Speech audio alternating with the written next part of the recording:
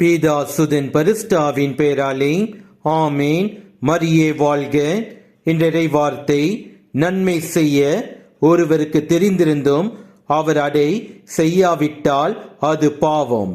If anyone then knows the good they ought to do and does not do it, it is sin for them. யாக்கோபு அதிகாரம் 4 வசனம் 17.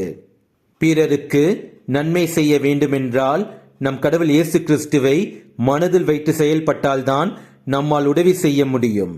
நம் கடவுள் இயேசு கிறிஸ்து கல்வாரி மலையில் நம் பாவங்களுக்காக அவர் சிலுவையை தொங்கிக் கொண்டிருந்த பொழுது, இவர்கள் அறியாமல் செய்கிறார்கள், இவர்களை மன்னியும் என்று கூறி மன்னிப்புக்கு உச்சக்கட்ட எடுத்துக்காட்டாக நம் கடவுள் இயேசு கிறிஸ்து வாழ்ந்து காட்டியுள்ளார். மன்னிப்புக்கு எடுத்துக்காட்டாக வாழ்ந்த நம் கடவுள் இயேசு கிறிஸ்துவை நம்முடைய மனதில் வைத்து செயல்பட்டால்தான் நம்மால் பிறருக்கு உதவி செய்ய முடியும்.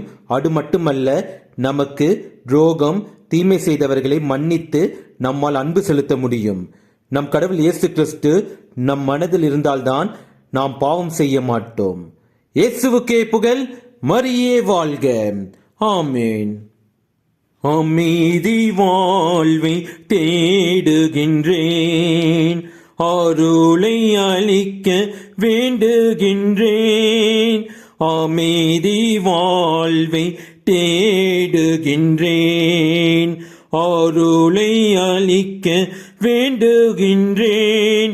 வாழ்வின் உணவே உன்னையே நான், வாழ்வின் உணவே உன்னையே நான், வாழ்வு அளிக்க வேண்டுகின்றேன். அன்பனே விரைவில் வா, உன் அடியேனை தேற்றவா. அன்பனே விரைவில் வா.